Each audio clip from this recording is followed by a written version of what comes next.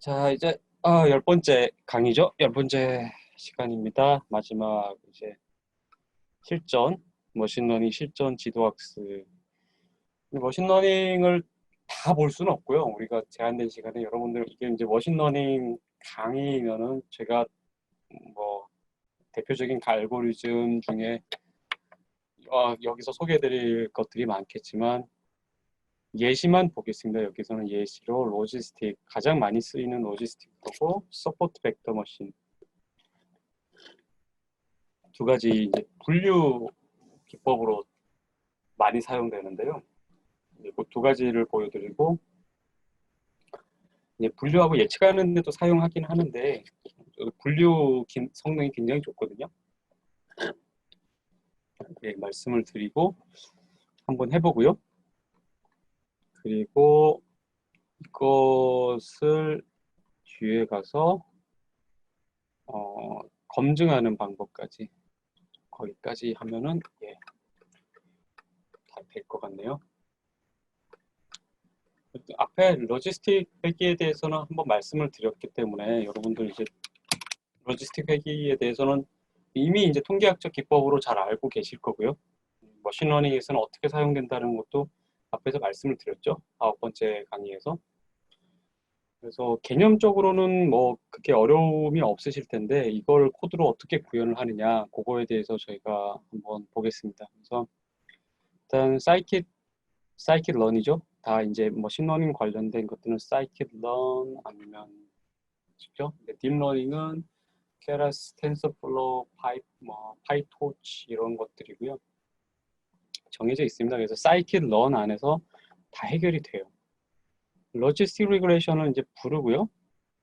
그렇죠? 로지스틱 리그레이션을 셋업을 하는 거죠. 근데 C가 있고 뭐 솔버가 있고 이렇게 이런 것들이 있는데 그렇죠?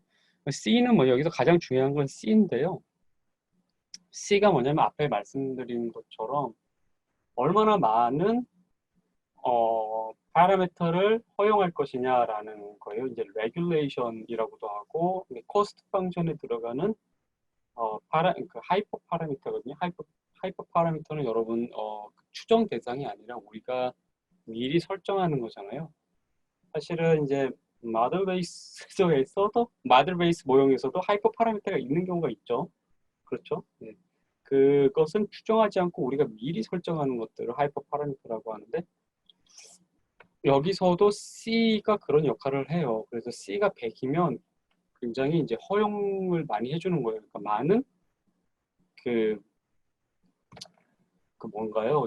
이 파라미터가 많아지는 것을 허용을 한다라는 뜻이고 이게 작아지면 작아질수록 굉장히 엄격하게 파라미터를 관리하겠다라는 뜻이에요. 그래서 웬만큼 설명력이 있거나 예측력에 기여하지 않으면 파라미터를 0으로 만들어 버리는 그런 이제 그 하이퍼 파라미터죠. 초모수. 솔버는 솔빙 알고리즘인데 여기서는 뭐 이게 여기에 대해 여러 가지가 있는데 그것들을 다 얘기하기에는 시간이 없고 일단은 많이 사용하는 LB FGS라고 설정을 해놓고요. 그 솔버는 나중에 한번 로지스틱 리그레이션에서 한번 여러분들이 찾아보시면 될 것 같고요. 크게 차이는 없습니다. 크게 차이, 그 랜덤 스테이트가 1이라는 거, 뭐 이런 거, 워티노미얼 이런 것들 중요하지 않은 것들이고요. 일단 요대로 두고 실행하시면 돼요. 핏이 이게 그냥 학습시키는 거거든요. 그러니까 추정하는 거하고 똑같아요. 그러니까 fit이라고 하는 것은 에스티메이션 하는 거거든요. 에스티메이션을 시켜보면은 Y 트레인에 스탠다다이즈드 된 X 트레인을 학습을 시키는 거죠. 시키면은 뭐 거의 금방 끝납니다. 이렇게 1초 만에 1초도 안 돼서 끝났죠. 데이터가 이제 짧잖아요. 우리는 사실 빅데이터가 아니라 몇 개 안 되기 때문에. 그래서 그 결과를 어떻게 분류되는지를 보는 거예요. 이게 이제 폴라 디시전 리즌 우리가 앞에서 설치했던 머신러닝 엑스텐드라는 라이브러리에 들어있는 거죠. 요것을 통해서 한번 그려봤어요. 그려보니까 어떻게 되느냐. 자, 여기에서 여러분들 이런 게 나오는데 이거는 이제 워닝 같은 거거든요. 이제 앞으로는 이렇게 썼으면 좋겠다. 이 워닝이죠. 그죠? 그런 것들이 있는데 이게 뭐 에러는 아니고요. 에러는 아닌데 이런 걸 없애고 싶으면 여기서 시키시는 대로 한번 바꿔보셔도 돼요. 바꿔보셔도 되는데 이게 제 컴퓨터에서는 이게 또 나타나지 않는데 여기서는 또 이게 출력이 되네요. 그래서 보니까 0이 아까 뭐였나요? 1이 벨시 컬러인가 그래 벌지니카죠. 0이 벌지니카고 2번이 세토사인데 보면은 0이 벌지니카였죠. 그리고 1번이 벨시 컬러인가요? 그리고 2번이 세토사인데 비교적 정확하게 분류가 되었어요. 요런 선에 의해서 딱딱 분류가 되었고 동그라미가 쳐진 것은 이제 테스트 데이터죠. 테스트 데이터고 컴바인드를 쓴 이유는 우리가 이제 전체적인 거를 보여주기 위해서 그랬던 거고 우리가 테스트 데이터만 어떻게 되어 있는지 예측력만 보고자 한다면 이렇게 하면 되는 거죠. 그렇죠? 하이라이트 테스트 하이라이트는 사실 필요가 없죠. 우리는 이미 테스트 데이터만 보기로 했으니까 놔두고요. 이렇게 해서 실행을 시켜보면 요거 테스트 셋에 대해서만 본 거예요. 지금 이제 테스트 셋이라고 하는 거 아웃 오브 샘플 예측을 해본 거죠. 그래서 요 데이터랑 딱 접했을 때 이 로지스틱 리그레션에 의해서 이 데이터가 2번에 해당한다, 세토사에 해당한다라는 거를 다 예측을 해준 거예요. 예측 결과 하나가 틀리고 나머지는 다 맞게 분류가 되었다 이런 거죠. 아주 쉬운 예시죠, 그렇죠? 그래서 predict x 테스트로 이제 y predict 이제 predict 한 거죠. 우리가 이 알고리즘에 의해서 여기에는 이 데이터들에게는 2를 주고 여기에 있는 이 영역에 있는 데이터에는 1을 주고요. 이건 틀렸지만 여기에는 0을 주는 그것들이 여기 ypred라는 곳에 들어가 있겠죠. 그렇죠? 그래서 misclassified sample은 그래서 ypred하고 ytest하고 다른 것이 몇 개가 있냐 다 더해 본 거예요. 더해 봤더니 하나가 있죠. 그렇죠? 하나가 여기 있죠. 한번 뭐 이렇게 본 거예요. 비교를 해보니까 몇 번째가 틀렸던가 하고 확인을 할 수가 있겠죠. 어디가 틀렸나요? 2번이어야 되는데 1번으로 된 것. 그러면은 여기에 2번 중에 1번이 된 거 여기 있네요. 예. 네 번째 것이 분류가 정확하지가 않았네요. 그렇죠? 분류가 정확하지 않은 데는 여러 가지 이유가 있지만 약간 이게 뭐 분류가 어려운 그런 데이터였을 수도 있고 두 번째는 매주먼트 에러가 있을 수도 있죠. 이제 잘못 측정했다거나 그런 경우가 있을 수도 있고 여러 가지 뭐 이유가 있을 수 있죠, 사실. 그래서 accuracy score라는 거 정확도를 구해 볼게요. 정확도를 구해 보면 당연히 이 비율로 나오겠죠. 맞는 거 틀린 거 정확도를 측정했더니 98%다. 이렇게 나오는 거죠. 여기서 이제 아까도 퍼센트 포인트 2라고 하는 거는요. 이 퍼센트는 항상 붙이는 거고 앞에서 제가 볼 때 퍼센트 B 그러면은 뭐 September 이런 식으로 이제 노테이션이 나오고 퍼센트 D 하면은 day가 나왔었죠. 여기서는 이제 퍼센트 포인트 2 그런 두 자리까지 F는 실수죠. 그렇죠? 실수 플롯을 두 자리까지 이제 출력하라라고 하는 그런 이제 그 노테이션이죠. 그리고 y 테스트, y predict 예, 그걸로 했고 자, 오버피팅과 레귤러라이제이션은 이쪽 파트는 뭐냐면 이제 밸리데이션으로 이제 들어가는 건데요. 이제 오버피팅을 방지하기 위한 것이 밸리데이션이다 이렇게 말씀을 드렸죠. 그런데 이거는 지금 파일을 안 가지고 왔네요. 그래서 파일이 없네. 죄송합니다. 이것도 파일이 지금 없네요. 로지스틱 리그레이션을 그래서 일단 C 값을 바꿔봤어요. 그러니까 하이퍼 파라미터를 바꿔서 다시 학습을 시키는 거예요. C 값을 0.1로 바꿔서 솔버는 똑같고요. 그럼 랜덤 스테이트도 똑같고 멀티노미얼, 멀티클래스도 똑같고 이렇게 설정을 한 다음에 다시 fit을 했죠. 다시 이제 요 달라진 건 요거 하나예요. C 파라미터 0.1이라고 하는 거는 굉장히 엄격하게 파라미터를 관리하는 거죠. 그렇죠?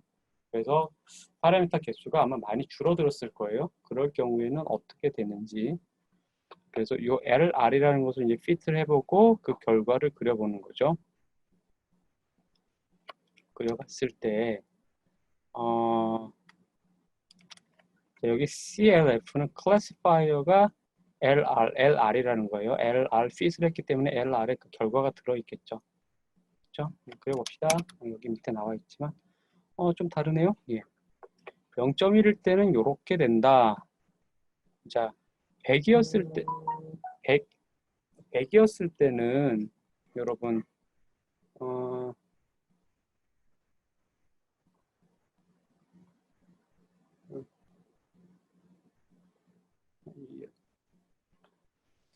100이었을 때는 여러분 이렇게 어디겠나요?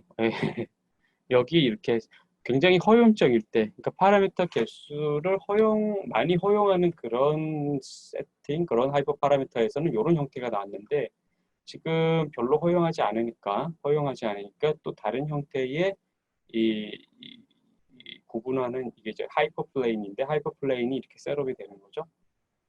좀 달라졌다. 그래서 여기서 제가 뭘 했나요? 레이 레인지를 적용을 해서 예. 이제 이런 식으로 이제 밸리데이션을 해보는 겁니다. 여기 보시면 자 이게 C 값이거든요.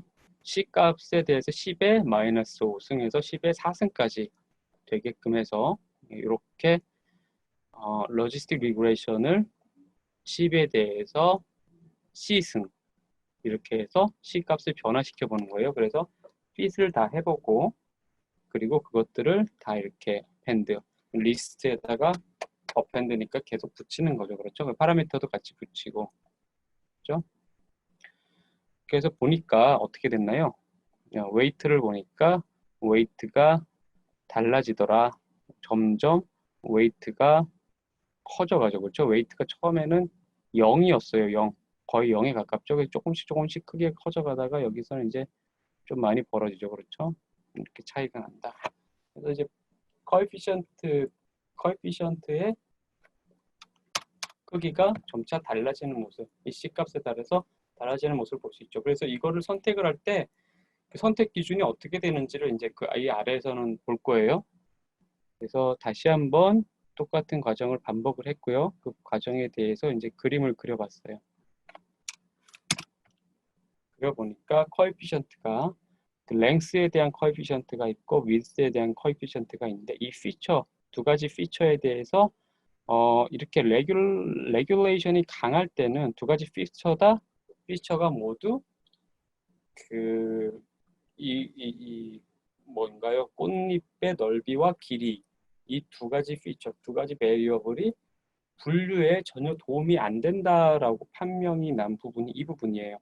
그러니까 워낙 레귤레이션이 강하니까, 워낙 그 코스트 펑션이 강하니까 이 파라미터 개수에 대한 이 레귤레이션이 워낙 강할 때는 둘 다 0으로 간다. 그렇지만 레귤레이션이 점차 풀리면 이렇게 유의하게 둘이 이렇게 달라지게 되죠. 그렇죠? 그래서 이 코에피션트 값이 결국은 예측하는데 어떤 기여를 하게 된다라는 거예요. 그래서 이런 것들 보고 제가 밑에 아마 적어놨을 텐데 아래에 이제 파이프라인과 검증 보면은 이 설명력을 가지고 이 C 값을 선택하는 부분이 나와요. 그건 거기 가서 다시 이제 한꺼번에 하게 될 거고요. 네, 두 번째는 이제 서포트 벡터 머신입니다. 서포트 벡터 머신은 로지스틱 리그레이션하고 조금 달라요. 다른데 어떤 형태냐면 이제 앞에 말씀을 안 드렸군요. 예, 분류를 하는 하이퍼플레인을 찾는 것인데 자, 이런 이제 이 그림이에요. 이거 그림 어떻게 띄우는지 제가 알려드렸죠. 그림을 같은 이제 폴드에 넣어놓고 이렇게 이미지라고 해서 실행시키시면 그림이 여기 아래 뜹니다. 두 가지 데이터 셋이 있어요. 두 가지 데이터 범주가 있는데 그 데이터가 이러한 하이퍼플레인이 있을 때 이 하이퍼플레인으로부터 이 벡터의 거리가 가장 멀리 그러니까 마진이 가장 크게 잡히는 그 하이퍼플레인을 찾거든요. 그걸 찾아서 이제 다른 데이터를 넣었을 때 분류를 해주는 거죠. 서포트 벡터 머신인데 얘들이 이제 마지막 요 마진에 딱 걸려 있다 그래서 서포트 벡터라고 해요. 요 하나하나가 다 벡터들이죠, 그렇죠? 여기에서는 이제 하드 마진, 소프트 마진인데 이제 마진을 어떻게 잡느냐, 어디까지 오차를 허용할 것이냐 그런 이야기거든요. 그래서 오차를 좀 허용하는 경우에는 소프트 마진이라 그래서 그러니까 이제 앞에서 로지스틱 리그레이션에서 C 파라미터하고 같은 레귤레이션 역할을 하는 거예요. 레귤레이션 역할을 하는데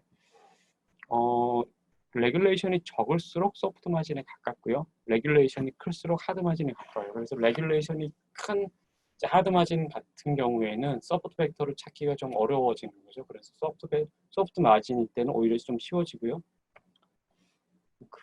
그래서 이제 소프트 마진일 때는 이렇게 오차들이 잘못된 것들이 생길 수 있다. 그런 거죠. 그래서 SVC, 소프트 벡터 머신을 불러내죠. 소프트 벡터 클래시파이어 이렇게 되는 거죠. 커널은 그냥 리니어로 설정했어요. 서포트 벡터는 리니어 벡터를 찾을 수, 리니어 하이퍼플레인을 찾을 수 있고, 곡면 또는 곡선, 매니폴드라고 하죠. 매니폴드를 찾을 수도 있어요. 그 부분은 뒤에서 다시 한번 보여드리고요. 똑같은 데이터셋을 썼어요. Xtrain, Standardized, Ytrain 이렇게 쓰고 여기도 C가 있는데 C에 대해서는 다시 말씀을 드릴게요. 저를 찾는 분이 많으시네요. 자, 이렇게 해보고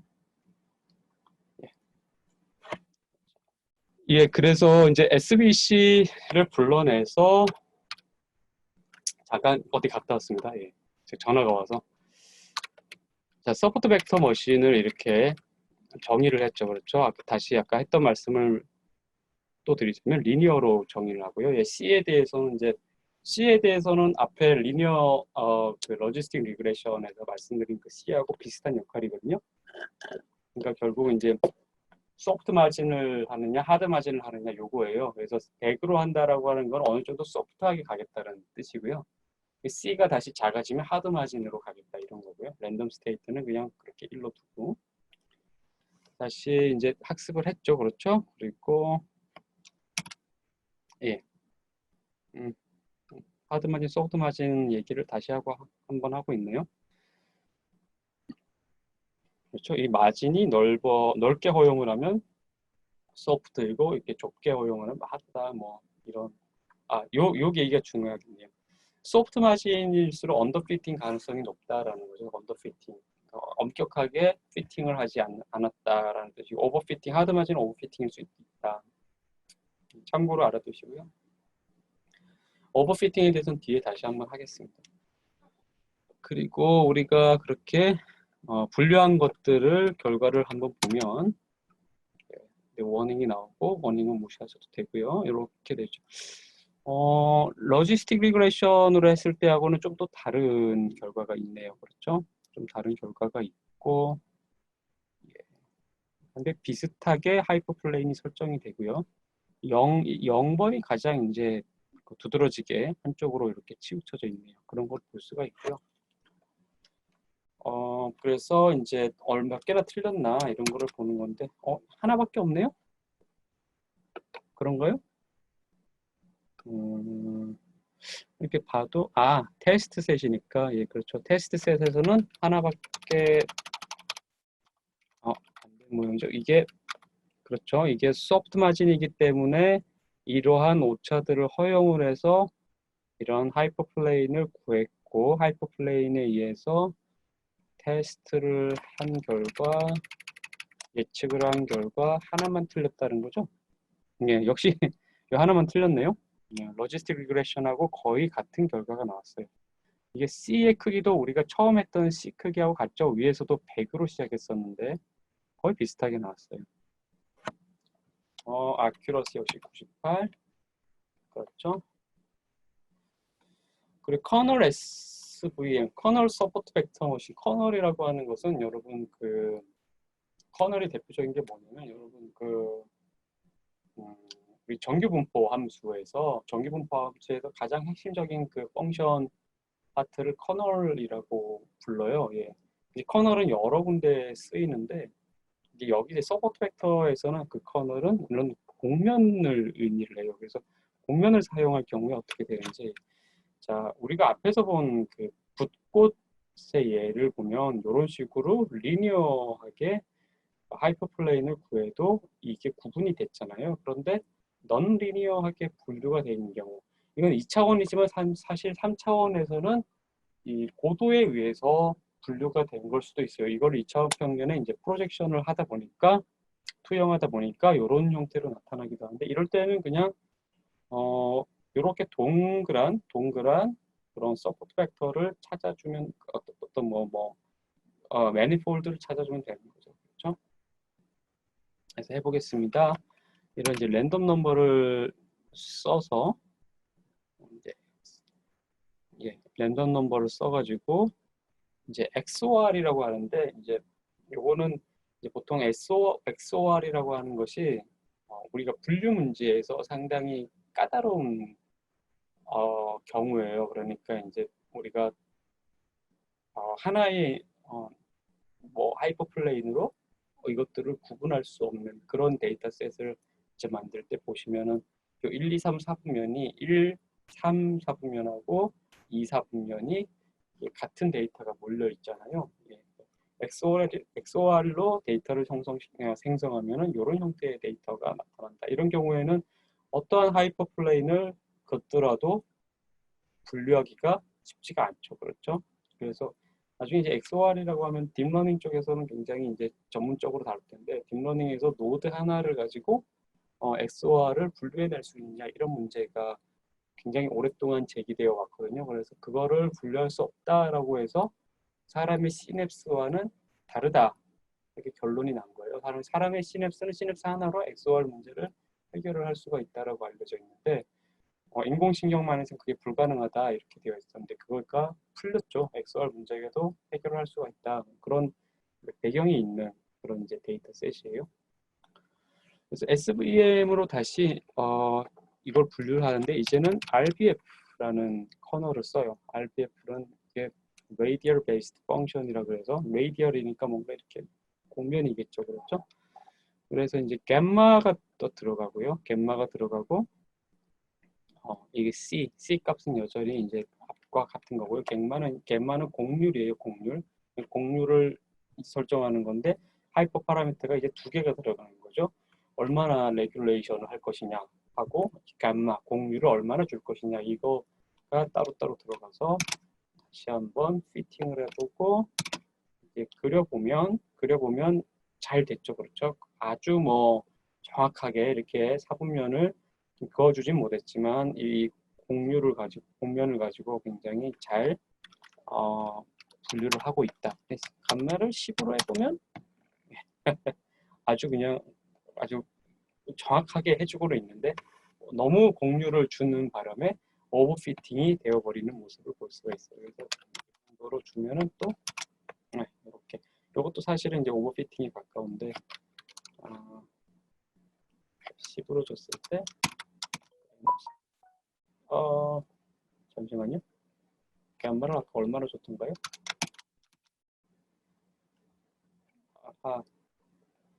갬마를 아까 0.1로 줬었죠? 0.1로. 공률을 거의 주지 않았을 때, 그렇죠. 공률을 주지 않았을 때 오버피팅의 방지가 되었다. 이런 정도고요. 여기서는 똑같은데, 잠시만요. 이거를 다시 추정을 했어요. 예, 요걸 보기 위해서군요. 예. 여기를 다시 이렇게 그려보면, 자, 아까 똑같은 데이터죠. 예, 똑같은 데이터인데 이 부분 1과 2 사이가 이렇게 곡률이 들어가 있죠.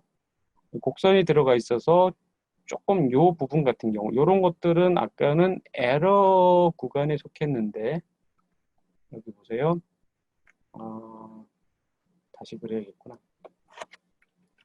컴바인드로 다시 그릴게요.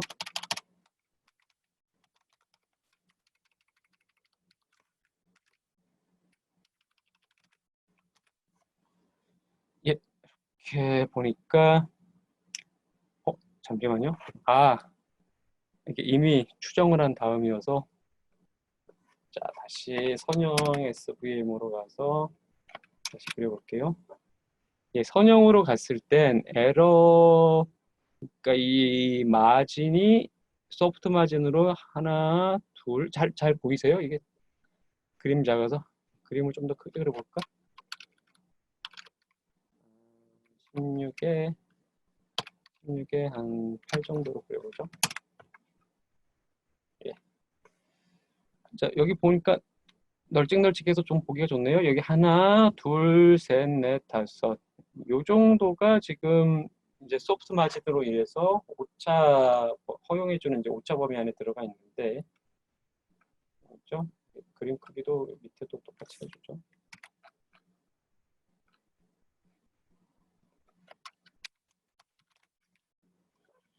어디 봅시다. 여기에서는 죄송합니다.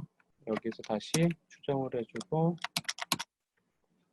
곡률로 인해서 보면은 아까 5개였죠? 일단 하나, 둘, 셋, 같네요. 괜히 머쓱해지는 순간입니다. 비슷하네요. 예. 결국은 이쪽은 오차로 남게 되네요. 어쨌든 이제 하이퍼플레인이 아니라 이렇게 이제 매니폴드로 들어간다는 거. 그래서 역시 이제 잘못 분류되는 것은 여전히 하나고요. 이거는 아까 제가 해본 거죠. 100으로 줬을 때 곡률을 매우 넓게 줬을 때 이런 형태로 아주 오버피팅이 되는 경우죠. 오버피팅이 되는 경우를 한번 그려봤습니다. 네. 아주 뭐 오차 없이 이렇게 하려고 하지만, 그렇죠? 오차 없이 하려고 하지만 오차가 뭐 거의 없죠. 하나, 2개 정도 있네요. 2개 정도 있는데 하지만 이거는 너무 퍼펙트하게 오버피팅이 되어서 예측력 부분에서 얼마나 그 좋은 예측력을 가지고 있는지 오히려 예측력이 떨어지고 있죠. 여기 하나, 둘, 에러가 2개나 있네요. 여기 이제 테스트 데이터 동그라미가 들어간 거예요. 여기 3개가 있네요. 오히려 예측력은 떨어지는 모습 볼 수 있죠. 예측력이 떨어지는 경우 오버피팅이 되는 경우다. 그렇고요. 파이프라인과 알고리즘 검증 쪽으로 들어가 보겠습니다. 이제 우리가 이 프로세스를 조금 다르게 해볼 거예요. 그러니까 우리가 이제 명령어를 라인 바이 라인으로 줘서 이 검증을 했는데 우리가 밸리데이션을 할 때는 뭐 스탠다다이즈, 그 노멀라이제이션이죠. 이제 표준화와 피팅과 이런 것들을 한때 묶어서 계속 반복시켜야 될 필요가 있거든요. 그래서 이런 라인들을 하나로 묶어서 이런 프로세스를 하나로 묶어서 한 번 하나의 프로세스처럼 만들어주는 것이 파이프라인이에요. 파이프라인을 만들어서 이제 검증을 반복적으로 시도를 할 수가 있는 거죠. 그래서 역시 XY를 똑같이 하고요. 예. 앞에 했던 그 단계를 지금 똑같이 밟는 거예요. PCA가 있어요. PCA는 뭐냐면 여러분 Principal Component Analysis로 해서 주성분 분석이라고 하는데 주성분 분석을 하게 되면 4개 뭐 혹은 그 이상의 피처들을 차원을 축소해서 우리가 분석을 할 수가 있어요.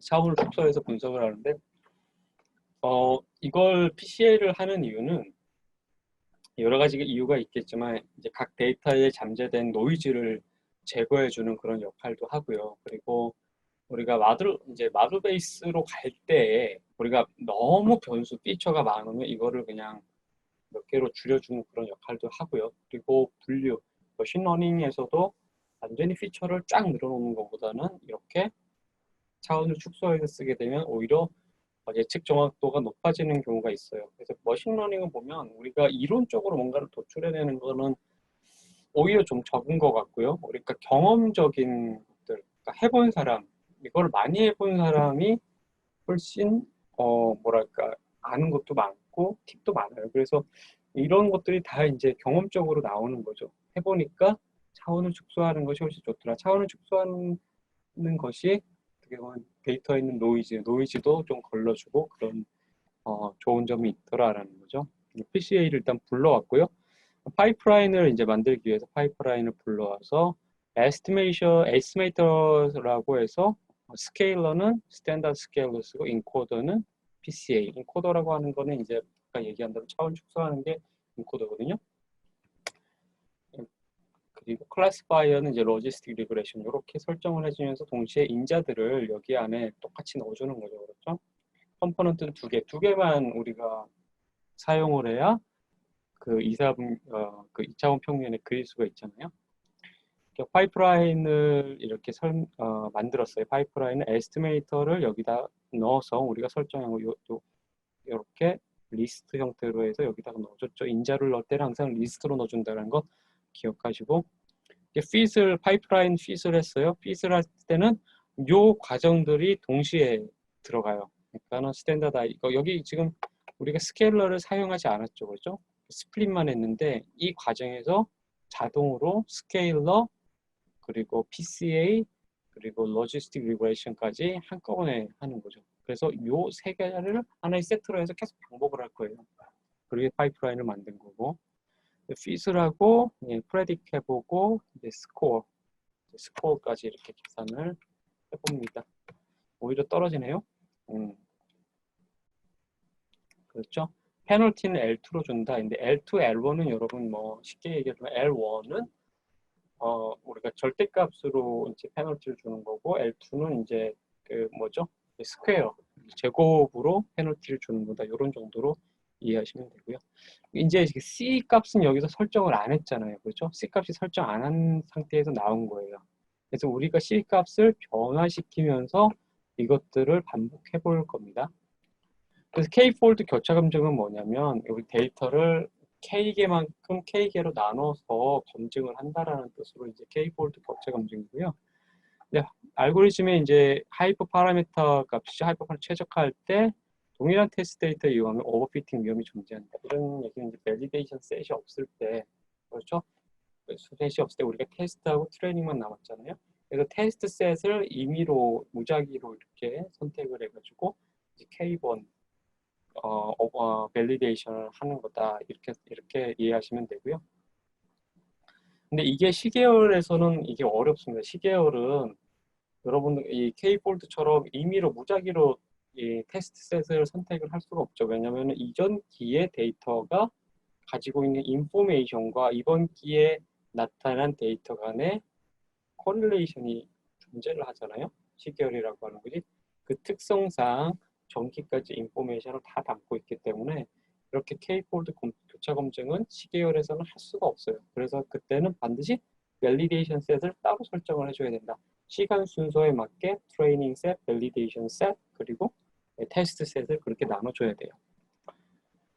자, 요거는 재밌는 그림이 있어서 제가 가지고 왔는데 이게 오버피팅이 되면 이렇게 된다는 거거든요. 그래서 어떤 사람을 가장 편안한 수면 자세를 염두에 두고 침대를 디자인하면 이렇게 되는 거죠. 그 사람이 항상 이렇게 잘 때가 가장 편안했다. 그러면 이렇게 침대 매트리스를 잘라가지고 침대를 만들었는데 다른 사람들이 여기에서 잠을 자면 편안할까요? 편안하지 않겠죠, 그렇죠? 그래서 이게 오버피팅이다라는 그런 이야기인 거죠. 또 오버피팅을 하게 되면은 우리가 트레이닝 할 때 뭔가 알고리즘을 고안해낼 때는 개발해낼 때는 최적인 것처럼 보이지만 사실은 예측력이라든지 사용을 할 수 없는 그런 알고리즘이 된다는 거죠. 여러분들 실제로 머신러닝이나 AI라는 업체나 연구실에서도 이 오버피팅에 대해서 굉장히 뭐랄까 취약해요. 네, 오버피팅이 많이 실제로 되고요.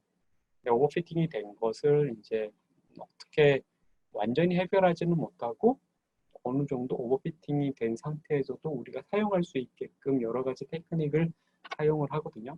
머신러닝의 가장 강력한 적이 오버피팅이에요. 왜냐면 이제 데이터가 많고 데이터가 굉장히 다양하고 그리고 뭐랄까요? 피처가 이제 많다 그러죠. 아까 얘기한 대로 설명을 할 수 있는 여러 가지 피처가 많기 때문에 오버피팅이 아주 손쉽게 일어날 수 있다. 그런 거죠.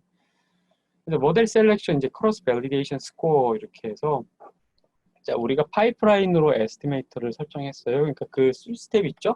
스탠다다이제이션, 그리고 PCA, 로지스틱 리그레션 이 세 개를 한 가지로 묶어서 에스티메이터로 놓고 X, Y를 구분한 다음에 밸리데이션 해보는 거죠. 그렇죠?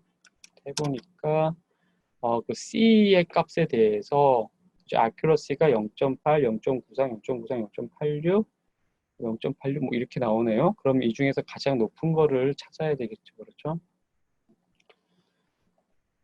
밸리데이션 커브를 이제 그려 보겠습니다. 그리고 일단 밸리데이션 커브를 그리기 위해서 이제 이렇게 눈으로 봐도 되지만 커브를 그려서 직접 확인하는 것이 가장 좋다. 그래서 그 커브를 그리기 위해서 우리가 C 값을 변화해야 되는데 C 값을 어떻게 변화하느냐 그것을 위해서 우리가 이제 파이프라인 설정한 파이프라인에서 우리가 키값 파라미터 키값들을 다 한번 출력해 봤어요. 어떤 값이 C에 해당되느냐 그렇죠? 여기 클래스파이어 C가 있죠. 요게 C 값이죠. 요걸 변화시켜 보는 거죠. 그래서 모델 셀렉션 다시 이제 에스티메이터 이렇게 설정을 하고요. 그 파이프라인 똑같고요. 이제 밸리드라고 이제 좀 다르게 이름을 붙여봤어요. 파라미터 레인지를 쭉 다르겠죠. 0. 뭐 거의 0에서 만까지 이렇게 설정을 하고 파이프라인이고 XY인데 파라미터 클래시파이어 C에 대해서 그렇죠? 클래시파이어 C 이거죠? 우리 C 값, 우리 이제 레귤레이션 값이고 파라미터 레인지를 넣어보는 거죠. 다 넣어봐서 크로스 밸리데이션을 시행을 했고, 그렇죠? 이제 봅시다. 이렇게 보니까 복잡하죠, 뭔가 0.8도 있고 0.92도 있고 뭐 이렇게 한눈으로 보기가 쉽지가 않은데 트레이닝 스코어, 테스트 스코어 이렇게 있죠. 그래서 뭐 그림을 그려보죠. 그림을 그려보는 단계예요. 이렇게 그림을 그려보니까 이 그림에 자 이게 조금 그림이 좀 커야 되는데 그림을 이제 크게 그려서 봅시다.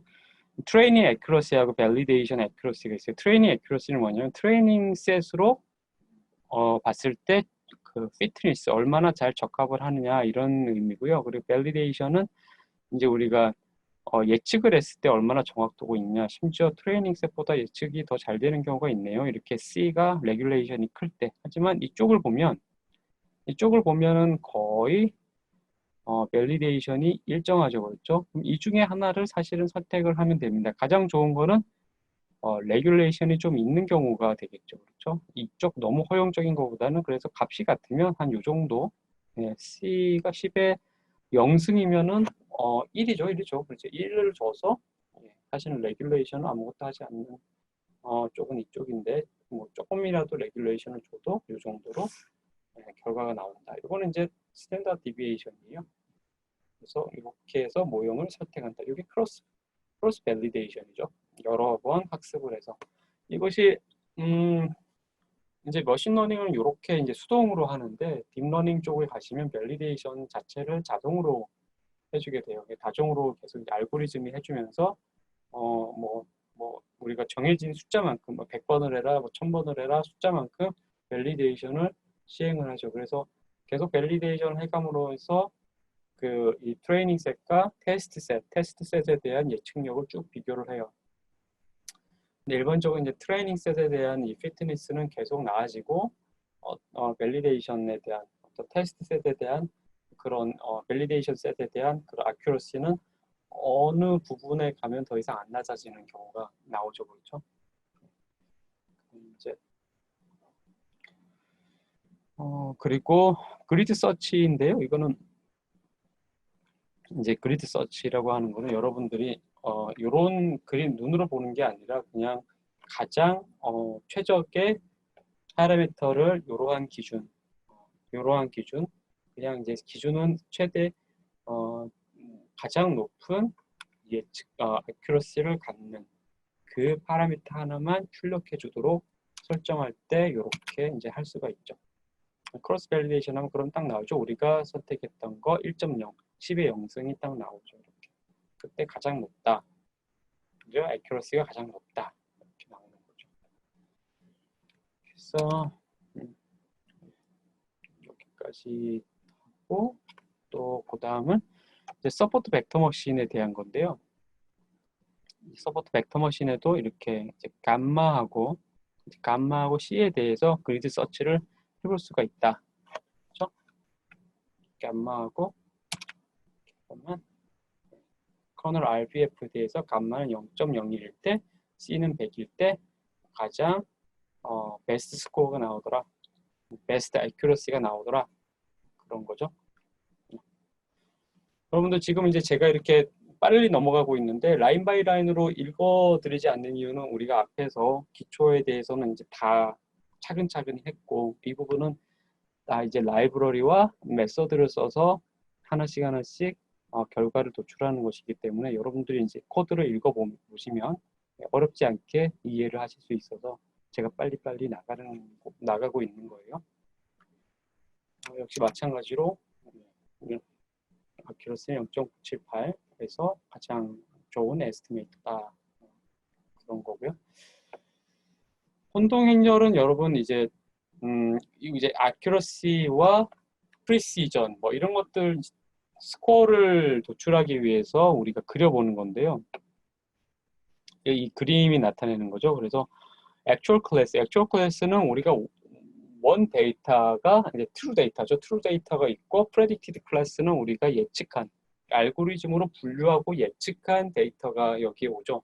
그래서 예측한 데이터, 실제 데이터 이렇게 놓고 실제로 포지티브 혹은 트루일 때 트루 또는 포지티브로 분류가 되는 게 몇 개인지 실제로 포지티브인데 네거티브로 분류된 게 몇 개인지 그렇죠? 이런 네거티브인데 포지티브 그러니까 이쪽은 false예요. 이쪽은 true예요. 근데 요것들을 가지고 뭔가 계산을 해서 accuracy, recall도 있어요. recall 그리고 specification, 뭐 precision 이런 게 있죠. 그렇죠? F1 점수. 보통은 accuracy하고 precision을 많이 쓰고요. 그리고 F1 점수, F1 스코어 정도까지는 써요.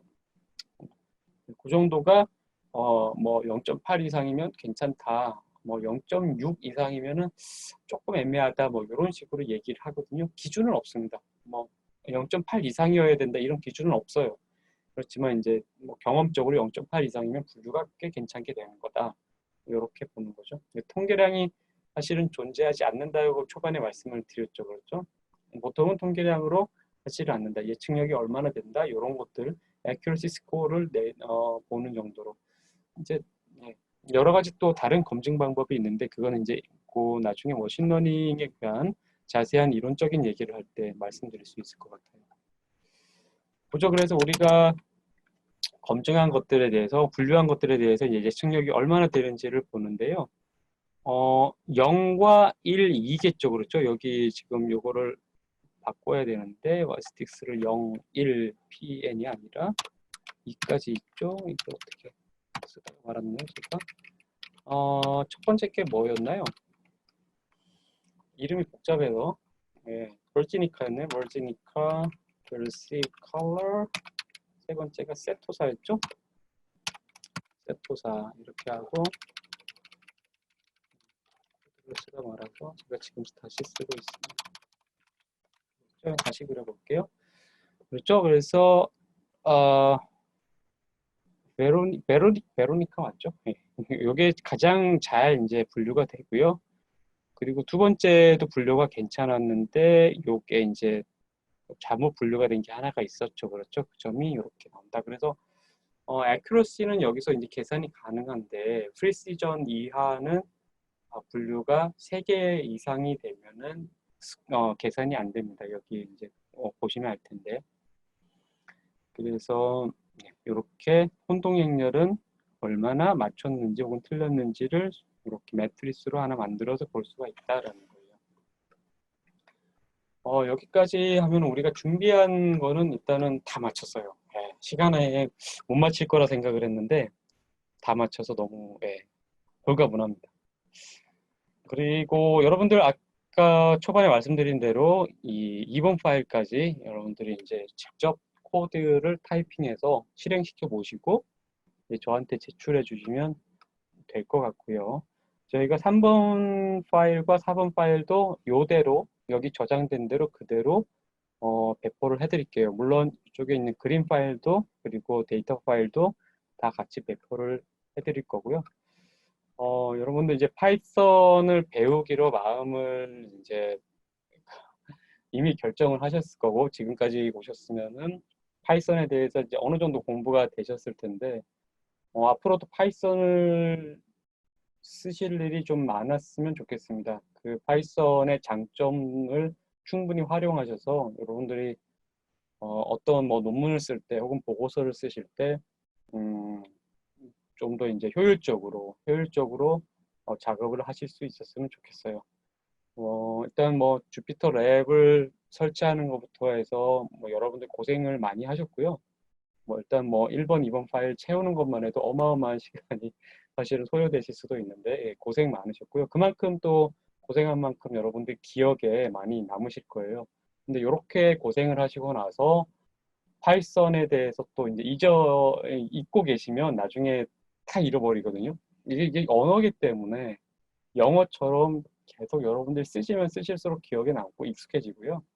쓰시지 않으면 잊어버리게 돼 있습니다. 그래서 좀 파이썬을 이제 공부를 하셨으니까 다음번에 논문이나 보고서를 쓰실 때 꼭 한번 활용을 해보세요. 활용을 해보시면은 뭔가 여러분들이 이제 파이썬에 대해서 점차 자연스러워지면서 여러분들이 하실 수 있는 그 뭔가 태스크의 범위도 굉장히 넓어질 거예요. 그런 기쁨을 좀 느끼셨으면 좋겠고요. 예, 10시간 동안 무려 예, 파이썬 수강하시느라 고생하셨습니다. 제가 다음 기회 되면 이제 또 뭐 머신러닝이라든지 딥러닝 혹은 텍스트 마이닝 쪽으로 다시 한번 또 예, 여러분들하고 공부를 해볼 예, 시간이 있을 수도 있을 것 같고요. 네, 그러면 다음번에 또 인사를 드리겠습니다. Q&A 세션이 있죠. 예, Q&A 세션에서 또 저 얼굴 뵙겠네요. 네, 그러면 또 수고하셨습니다. 다음에 뵙겠습니다.